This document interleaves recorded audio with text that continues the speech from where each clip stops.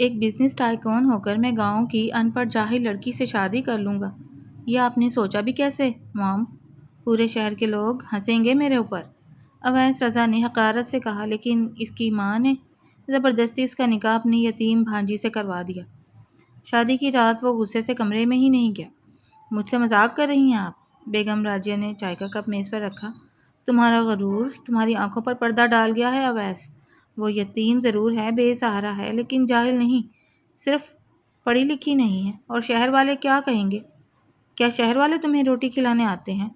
وہ لڑکی میری بہن کی بیٹی ہے اور میں نے جو فیصلہ کیا ہے سوچ سمجھ کر کیا ہے۔ شادی ہو چکی ہے، اب شور مچانے کا کوئی فائدہ نہیں، جاؤ اپنے کمرے میں۔ وہ تمہاری بیوی ہے؟ اویس حقارت سے ہنسا۔ اس کی آنکھوں میں غصہ اور نفرت صاف دکھائی دے رہی تھی۔ بیوی، وہ لفظ بھی اس پر بھاری ہے۔ شادی کی پہلی رات تو دور کی بات، میں اس منحوس شکل کو دیکھنا بھی گوارا نہیں کروں گا۔ میں نے اس کمرے میں قدم تک نہیں رکھا۔ آج ہی طلاق کے کاغذات تیار کرواتا ہوں۔ یہ کہتا ہوا اویس طیش میں باہر نکل گیا۔ وہ سیدھا اپنے دوست دانش کے پاس پہنچا۔ دونوں ایک پرتعش کیفے میں بیٹھے تھے۔ اویس نے غصے سے گلاس ٹیبل پر پٹکا۔ دانش، حد ہو گئی یار، میری ماں نے میری زندگی برباد کر دی۔ وہ لڑکی، عنایا نام ہے، شاید گاؤں سے سیدھی اس عالیشان گھر میں آ گئی ہے جہاں نوکر چاکر تک پڑھے لکھے انگریزی بولتے ہیں، اور وہ اسے تو سیدھا اردو بولنا بھی نہیں آتا ہوگا۔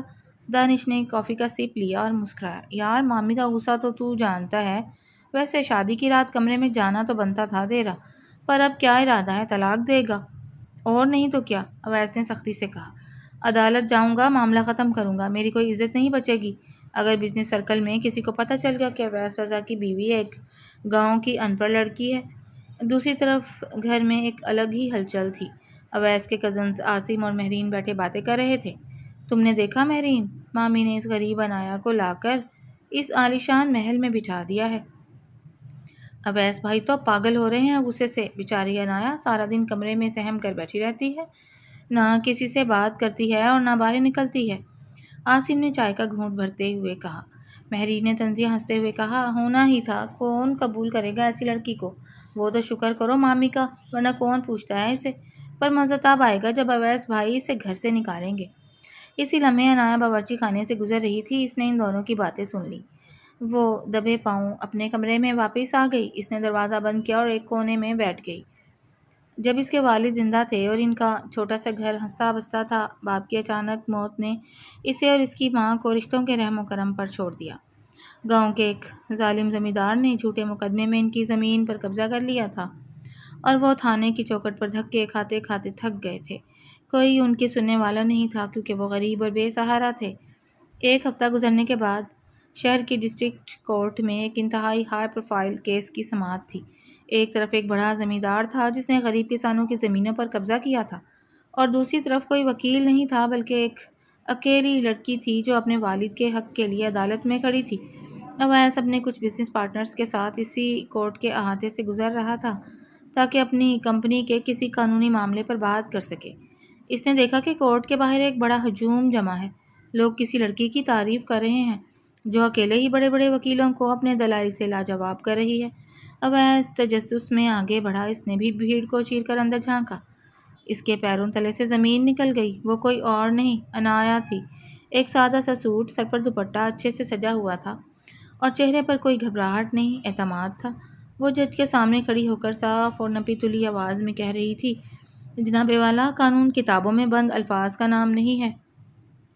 قانون غریب کے حق تلفی کے خلاف ڈھال بنتا ہے۔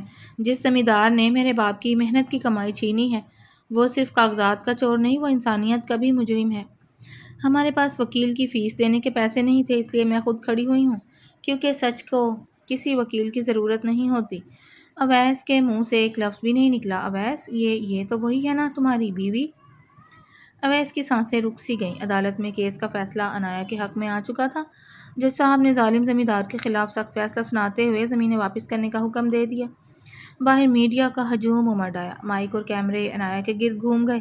ایک رپورٹر نے آگے بڑھ کر مائک اس کے قریب کیا۔ محترمہ عنایا، آپ نے اکیلے اتنے بڑے زمیندار کو شکست دے دی، آپ نے قانون کی یہ تعلیم کہاں سے حاصل کی؟ عنایا نے دوپٹہ سنبھالا اور پورے اعتماد لہجے میں بولی، جب زندگی آپ کو ہر موڑ پر کچلنے کی کوشش کرے تو کتابیں خود بخود استاد بن جاتی ہیں۔ میرے پاس وکیل کی فیس کے پیسے نہیں تھے۔ لیکن اپنے باپ کے حق کی جنگ لڑنے کے لیے حوصلہ تھا۔ اویس یہ سب کچھ چند قدم کے فاصلے پر کھڑا دیکھ رہا تھا۔ اس کے دوست دانش نے کندھے پر ہاتھ رکھا۔ اویس بھائی، یہ بم تو کمال کا پھوڑا ہے، تیری بیوی تو وکیلوں کی بھی باپ نکلی۔ اویس نے غصے سے دانش کا ہاتھ جھٹک دیا۔ اس کے غرور کو شدید ٹھیس پہنچی تھی۔ وہ سوچ بھی نہیں سکتا تھا کہ جس عورت کو وہ طلاق دینے کے کاغذات تیار کروا رہا تھا وہ اتنی خوددار اور ذہین تھی۔ وہ وہاں سے بغیر ایک لفظ کہے اپنی گاڑی کی طرف بڑھ گیا۔ شام کو جب اویس غصے سے بھرا ہوا گھر میں داخل ہوا تو بیگم راجیہ لاؤنج میں ہی بیٹھی تھی۔ انہوں نے بیٹے کو دیکھتے ہی چائے کا کپ رکھا اور بولیں، آ گئے طلاق کے کاغذات لے کر، یا آج عدالت کا تماشا دیکھ کر عقل ٹھکانے آ گئی ہے تمہاری؟ اویس نے اپنی گاڑی کی چابی میز پر زور سے پٹکی۔ آپ نے مجھ سے یہ بات چھپائی کیوں ماں؟ آپ چاہتی تھی کہ میں شہر کے سامنے تماشا بن جاؤں؟ وہ لڑکی ایک عام دیہاتی نہیں، وہ تو سیدھا میرے غرور پر وار کرنے آئی تھی۔ بیگم راجیہ نے اٹھ کر اس کے سامنے سخت لہجے میں کہا، غرور تو تمہاری آنکھوں پر چڑھا ہوا تھا اویس، تم نے کبھی اسے انسان سمجھا ہی نہیں۔ وہ پڑھ لکھی نہیں تھی، اس کا یہ مطلب تو نہیں کہ وہ بے عقل تھی۔ اس نے جو قانون اور دلیلیں عدالت میں پیش کیں وہ کسی بڑی ڈگری سے کم نہیں تھی۔ اب جاؤ اپنے کمرے میں اور اپنی اس بیوی سے جا کر بات کرو جس کا تم مذاق اڑا رہے تھے۔ اویس نے دانت کچکچائے لیکن ماں کے سامنے بولنے کی ہمت نہیں ہوئی۔ وہ طیش میں اپنے کمرے کی طرف بڑھ گیا۔ اس نے دروازہ زور سے دھکیلا۔ عنایا کمرے کے ایک کونے میں صوفے پر بیٹھی کتاب پڑھ رہی تھی۔ دروازے کی آواز پر اس نے سر اٹھایا۔ اویس نے دروازہ اندر سے لاک کیا اور اس کے سامنے آ کر کھڑا ہو گیا۔ یہ سب کیا تماشا لگا رکھا ہے تم نے؟ اویس نے حقارت آمیز لہجے میں پوچھا۔ تمہیں کس نے کہا تھا عدالت جانے کو؟ میرے خاندان کی ناک کٹوانے کا پورا ارادہ ہے؟ عنایا نے اپنی جگہ سے ہلنے کی زحمت تک نہیں کی۔ ناک تو آپ کی تب کٹتی اویس صاحب جب کوئی مظلوم عورت اپنے حق کے لیے سڑکوں پر دھکے کھاتی۔ میں نے اپنے باپ کی عزت اور زمین کے لیے جنگ لڑی ہے، کسی کے گھر کی ناک کاٹنے کے لیے نہیں۔ اور رہی بات اس شادی کی، تو آپ کو کون سا شوق تھا مجھ سے شادی کرنے کا؟ میں بھی کوئی شوق سے اس گھر میں نہیں آئی۔ اویس اس کے اس دو ٹوک جواب پر دنگ رہ گیا۔ اسے توقع تھی کہ وہ روئے گی، ڈر جائے گی یا معافیا مانگے گی، لیکن یہ لڑکی تو اس کی آنکھوں میں آنکھیں ڈال کر بات کر رہی تھی۔ زبان بہت لمبی ہو گئی ہے تمہاری، اویس نے غصے سے قریب ہوتے ہوئے کہا۔ کان کھول کر سن لو عنایا، یہ شادی زبردستی ہوئی ہے، اس لیے اس رشتے کی کوئی حیثیت نہیں ہے۔ کل صبح ہی ہم اس ڈرامے کا ہمیشہ کے لیے خاتمہ کر دیں گے۔ طلاق کے کاغذات پر سائن تمہیں کرنے ہی ہوں گے۔ عنایا ہلکا سا مسکرائی۔ اس نے کھڑے ہو کر اویس کے بالکل سامنے قدم رکھا۔ طلاق؟ عنایا نے سکون سے پوچھا۔ آپ کو لگتا ہے کہ آپ دھمکی دیں گے اور میں ڈر جاؤں گی؟ جائیے لیں طلاق کے کاغذات، مجھے اس نام نہاد رشتے کی کوئی بھوک نہیں ہے۔ لیکن ایک بات یاد رکھیے گا اویس رضا، جو عورت اپنے باپ کی لاش پر اکیلی عدالت تک جا سکتی ہے وہ آپ کے زہریلے طلاق کے کاغذ کو بھی کاغذ کا ٹکڑا ہی سمجھے گی۔ کوئی خوف نہیں۔ اویس پلٹا اور بغیر کچھ کہے دروازہ کھول کر باہر نکل گیا۔ اگلی صبح ناشتے کی میز پر ماحول کافی کشیدہ تھا۔ عاصم اور مہرین پہلے ہی بیٹھے چائے پی رہے تھے۔ جیسے ہی اویس نیچے اترا مہرین نے فوراً طنز کا تیر چھوڑا۔ اویس بھائی، سنا ہے کل عدالت میں آپ کی اہلیہ نے بڑے بڑے وکیلوں کے چھکے چھڑا دیے۔ اب تو پورا شہر آپ کی اور ان کی باتیں کر رہا ہے۔ اویس نے غصے سے مہرین کو گھورا۔ زبان سنبھال کر بات کرو مہرین۔ اسی وقت عنایا سیڑھیوں سے نیچے اتری۔ اس نے ایک سادہ سا شلوار قمیض پہن رکھا تھا اور چہرے پر ہلکی سی سنجیدگی تھی۔ وہ سیدھا کر اپنی مخصوص جگہ پر بیٹھ گئی۔ اس نے کسی کی طرف دیکھنے کی زحمت نہیں کی، بس چپ چاپ ناشتہ کرنے لگی۔ بیگم راجیہ نے عنایا کی پلیٹ میں مکھن کا پارچہ رکھا اور پیار سے بولیں، بیٹا جو فیصلہ تم نے کل کیا اس نے آج ثابت کر دیا کہ میری پسند غلط نہیں تھی۔ عنایا نے سر اٹھا کر ہلکا سا مسکرا کر بیگم راجیہ کو دیکھا۔ شکریہ مامی، میرا مطلب ہے امی۔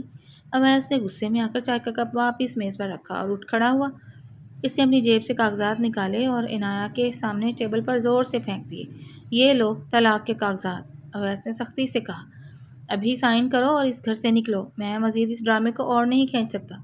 لاؤنج میں ایک دم سناٹا چھا گیا۔ عاصم اور مہرین کی سانسیں رک گئیں۔ بیگم راجیہ اپنی جگہ سے اٹھ کھڑی ہوئیں۔ اویس ہوش میں آؤ، یہ کیا کر رہے ہو تم؟ عنایا نے ذرا سا بھی اضطراب نہیں دکھایا۔ اس نے پرسکون انداز میں ان کاغذات کو اٹھایا، ایک بار سرسری نظر ڈالی اور پھر میز پر رکھ دیا۔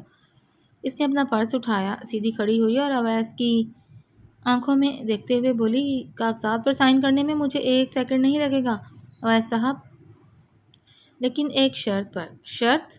واہ بھائی واہ، بولو بھائی کیا مانگنا ہے تمہیں؟ جائیداد کا حصہ یا گھر کے نام کی کوئی کاغذات؟ پیسے چاہیے نا، بولو کتنے چاہیے؟ پیسے؟ اویس صاحب، آپ کی یہ سوچ ہی آپ کا سب سے بڑا روگ ہے۔ مجھے آپ کی جائیداد یا دولت کا کوئی لالچ نہیں ہے۔ میری شرط صرف اتنی ہے کہ جو عزت آپ مجھ سے اور میرے باپ کے نام سے چھیننا چاہتے ہیں وہ آپ میرے منہ پر نہیں بلکہ اسی عدالت کے سامنے مانیں گے جہاں کل آپ تماشا دیکھنے گئے تھے۔ آپ سب کے سامنے قبول کریں گے کہ ایک غریب اور پڑھی لکھی نہ ہونے والی لڑکی بھی اتنی حقدار ہوتی ہے جتنی آپ جیسی بڑی فیملیز۔ اویس غصے سے پھٹ پڑا، تمہارا یہ دماغ خراب ہو گیا ہے کیا؟ میں عدالت جاؤں گا، لوگوں کے سامنے تماشا لگاؤں گا اپنا، پھر سائن بھول جائیے، عنایہ نے ٹوکتے ہوئے دو ٹوک انداز میں کہا۔ یا تو باعزت طریقے سے اس رشتے کا سچ قبول کیجیے یا پھر اس کاغذ پر خود عدالت جا کر سائن کیجیے۔ میرے دستخط کے بغیر طلاق ویسے بھی نہیں ہونی۔ بیگم راجیہ نے اطمینان کا سانس لیا اور کرسی پر بیٹھ گئی۔ بالکل ٹھیک کہا عنایہ نے۔ اویس، اگر اتنی ہی غیرت ہے تمہیں تو جاؤ عدالت اور قانونی طریقے سے الگ ہو جاؤ، گھر میں بیٹھ کر تانا دینے سے کچھ نہیں بدلے گا۔ اویس غصے سے کانپتا ہوا وہاں سے نکل گیا۔ اس نے گاڑی کی چابی اٹھائی اور سیدھا اپنے دوست دانش کے پاس آفس پہنچا۔ اس نے دروازے کو زور سے دھکیلا اور صوفے پر دھم سے بیٹھ گیا۔ دانش نے لیپ ٹاپ سے سر اٹھایا اور ہنس کر بولا، ارے بھائی کیا ہوا؟ آج پھر تیری بیوی نے کوئی نیا تیر مار دیا کیا؟ چہرے کے 12 کیوں بجے ہیں؟ اویس نے سر دونوں ہاتھوں میں گرا لیا۔ دانش، وہ لڑکی پاگل ہے یار، طلاق کے کاغذات پھینکنے پر وہ روئی نہیں، الٹا مجھ پر شرط رکھ دی کہ عدالت جا کر سب کے سامنے طلاق لو، وہ میرا تماشا بنانا چاہتی ہے۔ دانش نے کافی کا مگ رکھا اور سنجیدہ ہو گیا۔ یار اویس، سچ بتاؤ تو تیری ماں کا یہ فیصلہ تھوڑا عجیب تھا، پر اب تیری بیوی نکلی ہے پکی کھلاڑی، وہ جھکنے کو تیار نہیں ہے۔ اگر تو نے زبردستی کی تو میڈیا اور عدالت کے چکر میں تیری کمپنی کی ریپوٹیشن کا بیڑا غرق ہو جائے گا۔ تھوڑے ٹھنڈے دماغ سے سوچ، کوئی بیچ کا راستہ نکال۔ اویس نے غصے سے دانش کو دیکھا۔ تو بھی اس کی سائڈ لے رہا ہے، میں اسے اس گھر میں ایک دن بھی برداشت نہیں کر سکتا۔ ادھر گھر میں ماحول بالکل بدل چکا تھا۔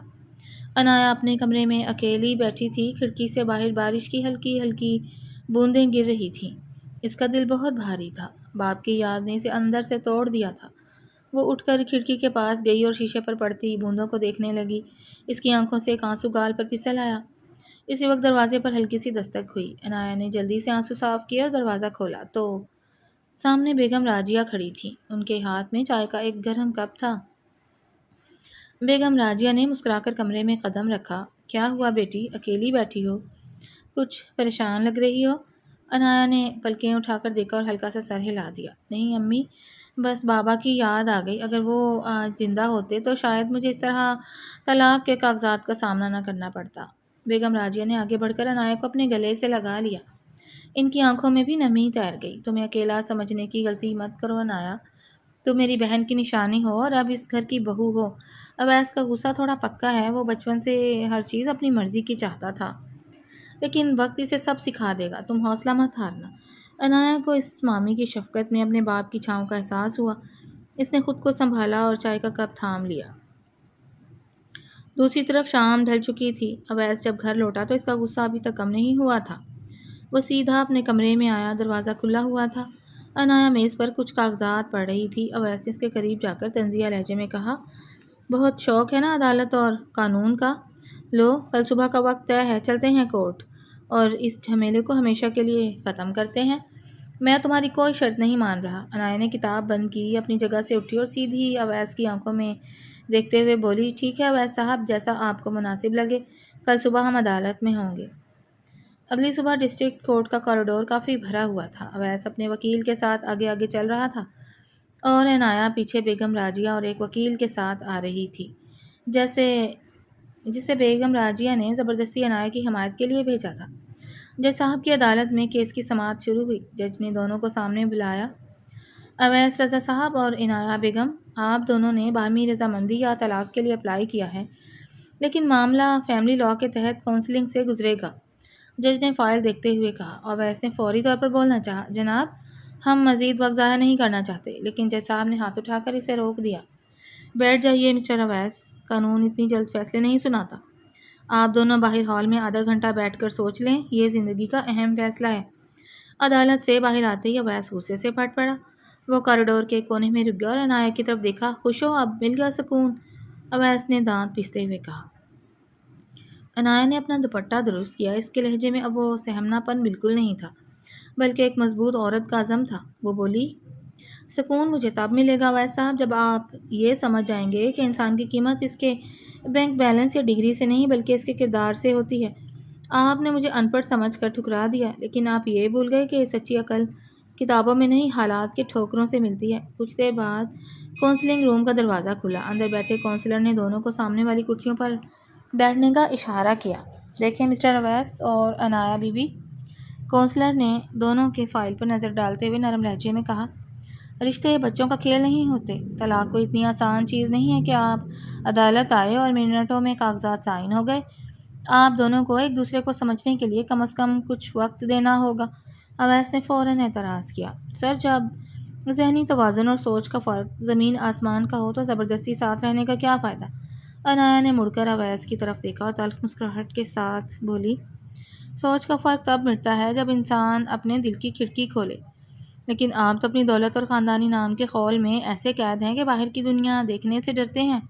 کونسلر نے دونوں کو خاموش رہنے کا اشارہ کیا اور فیصلہ سناتے ہوئے کہا، عدالت طلاق کا فیصلہ فوری طور پر نہیں دے رہی۔ قانون کے مطابق آپ دونوں کو 1 مہینہ ایک چھت کے نیچے میاں بیوی کی طرح گزارنا ہوگا۔ اگر اس کے بعد بھی آپ کا یہی فیصلہ رہا تو عدالت طلاق منظور کر لے گی۔ یہ سن کر اویس کے پیروں تلے زمین نکل گئی۔ 1 مہینہ؟ سر آپ مذاق کر رہے ہیں، میں اس لڑکی کے ساتھ ایک دن بھی نہیں گزار سکتا۔ عنایہ نے پرسکون انداز میں اپنا پرس اٹھایا اور کھڑی ہو گئی۔ جب عدالت کا فیصلہ ہے تو ماننا ہی پڑے گا اویس صاحب۔ 1 مہینہ کون سا پہاڑ ہے، کٹ ہی جائے گا۔ بس دیکھنا یہ ہے کہ آپ کا یہ اونچا غرور اس مہینے میں ٹوٹتا ہے یا قائم رہتا ہے۔ وہاں سے نکل کر جب دونوں گاڑی میں بیٹھے تو پورا راستہ گاڑی میں موت جیسا سکون رہا۔ اویس نے گاڑی تیز رفتاری سے دوڑائی، غصہ اس کی ناک پر رکھا ہوا تھا۔ گھر پہنچتے ہی اویس سیدھا اپنے کمرے میں گیا اور دروازے پر زور سے لات ماری۔ بیگم راجیہ نیچے لاؤنج میں ہی موجود تھیں۔ انہوں نے دونوں کو دیکھ کر پوچھا، ہاں بھائی وکیل صاحب ہو گیا فیصلہ؟ مل گئی طلاق؟ اویس غصے سے بولا، امی آپ کے اس ڈرامے کی وجہ سے اب عدالت نے 1 مہینے کا وقت دے دیا ہے ہمیں ایک ساتھ رہنے کا۔ آپ بتائیں میں اس لڑکی کے ساتھ کیسے رہوں؟ عنایہ پیچھے سے سیڑھیاں چڑھتے ہوئے بولی، عدالت کا حکم ہے تو 1 مہینہ گزار لیں گے، لیکن اس گھر میں آپ میرے فیصلوں پر حکم نہیں چلائیں گے۔ اویس نے غصے سے دانت کچکچائے لیکن وہ کچھ کہہ نہیں پایا، کیونکہ ماں کی سخت نظریں اس پر ٹکی ہوئی تھیں۔ اگلے کچھ دن گھر میں ایک محاذ کی طرح گزرے۔ اویس زیادہ تر وقت اپنے آفس میں گزارتا تاکہ اس کا سامنا عنایہ سے کم ہو، لیکن تقدیر کو کچھ اور ہی منظور تھا۔ ایک شام جب اویس آفس سے تھکا ہارا گھر لوٹا تو اس کی طبیعت کافی خراب تھی۔ اسے تیز بخار تھا اور سر پھٹا جا رہا تھا۔ وہ لڑکھڑاتا ہوا اپنے کمرے کی طرف بڑھا اور دروازہ کھول کر سیدھا بیڈ پر گر گیا۔ عنایہ اس وقت کمرے میں ہی کتاب پڑھ رہی تھی۔ اس نے جیسے ہی اویس کی سانسوں کی آواز اور اس کی حالت دیکھی، وہ فوراً اٹھ کر اس کے پاس آئی۔ اس نے اویس کا ماتھا چھوا تو وہ انگارے کی طرح دہک رہا تھا۔ عنایہ نے گھبراہٹ کو چھپاتے ہوئے کہا، اللہ آپ کو تو تیز بخار ہے، آپ نے مجھے بتایا کیوں نہیں؟ اویس نے غصے سے آنکھیں کھولیں اور اپنا ہاتھ ہٹا دیا، مجھ سے دور رہو، تمہاری ہمدردی کی کوئی ضرورت نہیں ہے، جاؤ یہاں سے۔ عنایہ نے اس کی ضد پر کوئی دھیان نہیں دیا۔ وہ فوراً باتھ روم گئی، بالٹی میں ٹھنڈا پانی ڈالا اور ایک صاف تولیہ لے کر واپس آئی۔ اس نے اپنے ہاتھ سے اویس کی پیشانی پر ٹھنڈی پٹیاں رکھنی شروع کر دیں۔ اویس نے پہلے تو مزاحمت کرنے کی کوشش کی، لیکن بخار کی شدت اور عنایہ کے اس نرم رویے نے اس کے اندر جیسے پگھلا دیا۔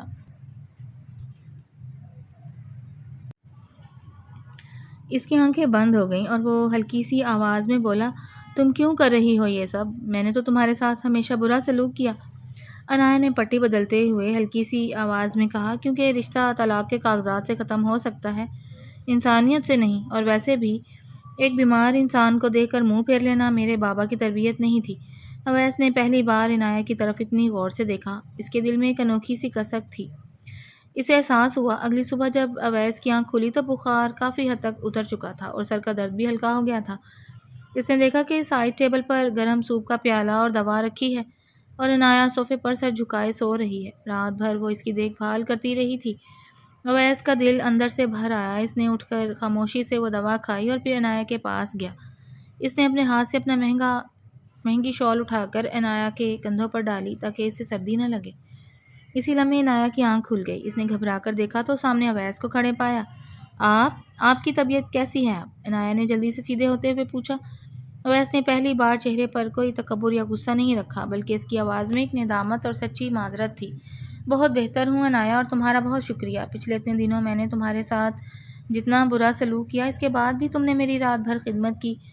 میں واقعی ایک بہت بڑا احمق انسان ہوں۔ عنایہ کی آنکھوں میں ایک چمک سی ابھر آئی۔ اس نے ہلکا سا مسکرا کر کہا، دیر سے ہی صحیح، مگر آپ کو حقیقت سمجھ تو آ گئی۔ 2 دن بعد اویس نے اپنا فون اٹھایا اور اپنے وکیل کو فون کیا۔ ہیلو منیر صاحب، وہ جو فیملی کیس اور طلاق کی درخواست تھی نا، اسے ہمیشہ کے لیے کینسل کر دیں۔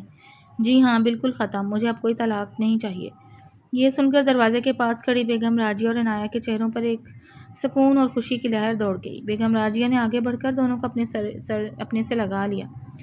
اویس نے مسکراتے ہوئے عنایہ کی طرف دیکھا۔ چلو اب عدالت جانے کی ضرورت تو نہیں رہی، پر کیا خیال ہے باہر کسی اچھے سے کیفے میں چائے پینے چلیں؟